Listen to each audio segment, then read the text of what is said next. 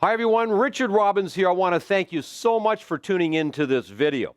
Here's what I want to talk to you about today. First of all, September's numbers are in. So I'm going to share with you what was happening in the Toronto real estate market in the month of September opposed to previous months. But you're probably saying, well, why are you just talking about Toronto? There's all kinds of markets across Canada. I understand.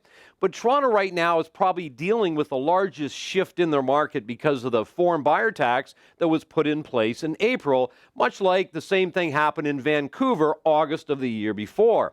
But what I also want to do today is I want to talk to all of you, no matter what market you're in North America, about how you can use market intelligence to have valuable conversations with consumers so that they see tremendous value in you and they start to look to you as what I call a trusted advisor. So that's what today's going to be about. So let's get started and let's look at the numbers. First of all, Toronto Real Estate Board, what's happening? Again, Toronto Real Estate Board is not just the city of Toronto. This is a large geographical area, but I'll talk more about that in just a minute. So if we look at September 2016, 2017, it's obvious. You can see sales were down by 35%. Now, that is a very large number. You'll also see that active listings, were up by 69%. Again, a large number. Now, this is a number that I follow all the time. It's called months of inventory. You've heard me talk about this in some other videos. Months of inventory is going to determine the strength of the marketplace. Obviously, the lower months of inventory we have, the stronger it's going to be for sellers, probably multiple offers when you only got 1.1 month. But as the inventory starts to climb a little bit, what starts to happen is it doesn't mean it turns into just a buyer's market until it gets to about 5 months of inventory. So when I look at this, months of inventory, you can see we were at 1.1 last year. We're now at 3, And you can see the average sale price year over year has gone up by 2.6%. But let's have a look at this. This is really interesting. If we look January through September, here's what's happening with your sales. Now remember, the foreign buyer tax right here in April. You can see January, always a little slower month, and then we went from 5,000 to 8,000 to 12,000, just over 11,500, went down a little bit because of the foreign buyer tax, and then it continued to drop the sales June, July, and then in August, sales went back up a little bit, and they're up almost exactly the same. But look at this. Let's look at the active listings. If you go along, you can see that listings started to climb, right? And then when we got here, there was about 16,000 listings in August, and we've got 19,000, which means there's more homes to choose from for most buyers. So what does that do to months of inventory? We had 1 month of inventory, well below 1 month, below 1 month, 1.1, 1.8, 2.5, 3.1, and then August it dropped to 2.6. However, then it went back up a little bit to 3 in the month of September. Good news, bad news. It was probably to be expected, and here's why. In the month of September, what happens is a lot of people were enjoying the summer, and then they're thinking about putting their house on the market in the fall. So, of course, what happens, our inventory starts to rise. However, keep in mind, 3 months of inventory is still a very good market. It's just a little more balanced. What that means, you're probably not going to get multiple offers in all of the homes that come up for sale. What it actually means, if you think about this, if you have 3 months of inventory, this is a great communication when you're talking to sellers. If you've got 3 months of inventory, what does that mean? That means what's going to happen is 1 out of 3 homes are going to sell in any given month. So if you're listing a house right now, you could be having a conversation with a seller and you show them these numbers, which I call market intelligence, and you say to them, well, when we go to market, if we look back in January, February, we only had 1 month of inventory, so everything was selling every month. And yes, we were getting 12, 14, 16, 99 offers, whatever the number was. But now what's happening is only 1 out of 3 is selling. So when we go to market, what we have to do is we got to make sure, number 1, the house shows really well. Number 2, we can get buyers into it, so we need to have access. But number 3, we probably have to price accordingly. So if a buyer was to go look at our competition, how do we get them to choose you to sell? So again, that helps the seller see that the market's a little different than it was and also puts the buyers in a little better position, right? But I want to talk to you about this. Here is how you really have great market intelligence when it comes to communication. I call them micro markets. Now, you have two micro markets. The first micro market is I call a geographical micro market, I should say.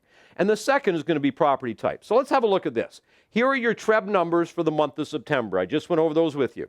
But if we look at the city of Toronto, okay, which obviously roughly goes over to Pickering and it goes out to Mississauga and sort of north to Steeles Avenue, just south of York Region, you'll notice City of Toronto, 2,500 sales, 5,700 listings, only 2.3 months of inventory. So look at, TREB had 3.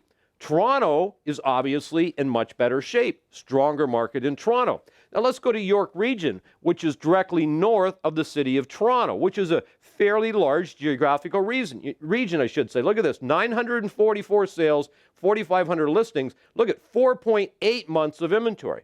Now, where did I say a market starts to balance out is right around 5, sort of between 5 and 6. When it balances, that means prices are not going up, but prices are not going down. Anything generally below 5, you're probably going to see slight increases, not great increases if they got 4 months of inventory, but slight increases. But let's do this. Let's take another micro market. So inside of York Region, there is the town of Aurora and there is the city of Markham. So look at here, Aurora, 46 sales, 310 listings, has 6.7 months of inventory. Look here, Markham, 276 sales, 991 listings, 3.6 months of inventory. So inside of York Region, you have Aurora, which obviously has higher inventory, and then you have Markham, which has lower inventory. So the reason I'm showing you this is when you're having a conversation with a potential buyer or a potential seller, what you have to do is you got to study their micro market.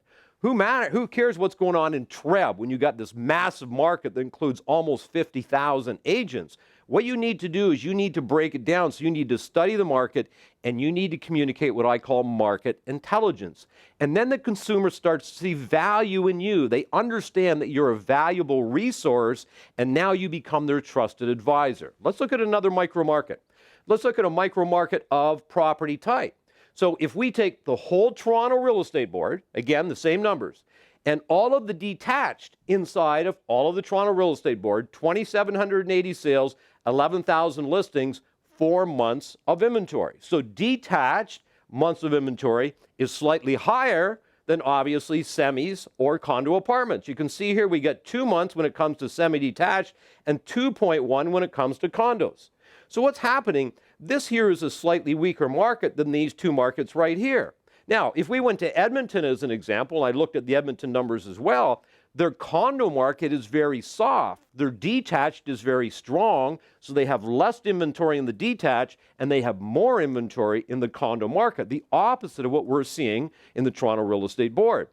But let's say you even broke it down further, just for market intelligence so you can have valuable conversations. Let's say you looked at the Market Watch and you said, okay, I'm going to do detached, but I want to do detached of $2.5 million homes and above. What would happen? Would that number go up or would that number go down? That number would go up. That would probably go up to around 6 months. Or you say, I'm going to look at detached homes in a certain geographical area, say 1.6 million and down. Then what would happen to this? It would probably, depending on the geographical area, this would start to go down. So here's the message I wanted to get to you today. First of all, you can see what's going on in the marketplaces. The Toronto Real Estate Board has lost 35% of their sales from the same period last year. No matter how we cut it, that means we have a smaller pie. There's just not as many homes being sold, which means for you to maintain your market share or gain market share, you got to get much better at what it is you do in terms of marketing, in terms of communicating market intelligence so the public now sees your value. When a market starts to change, the public starts to seek out the best real estate agents. And the last thing I want to talk about, what is my prediction in terms of the market? Well, my belief is this. What we're going to see in the month of October and November, right now we're, say, at 3 months of inventory, we're going to see that. I think that's going to continue to drop. Because in the last 2 weeks of September, the market started to get much busier than it was in the first 2 weeks of September. So it looks like sales are going to start to rise, which will cut down in inventory, right? And then I think moving into next year, market's going to be great, okay? Will it remain a little more balanced? I actually hope so because I think it's a better market to work in for everybody. But what you need to do is study your market. Know what's going on in your market. Example, Montreal just had the best September they've had in 8 years. Halifax, sales have been going up. So no matter what market you're in, here's my suggestion. Study the market every single month. Understand the micro markets that you might be working in so that you can now have valuable conversations with the consumer and they see you as a true real estate professional. Thanks for watching this, and everybody remember, it's a beautiful life. Make it count.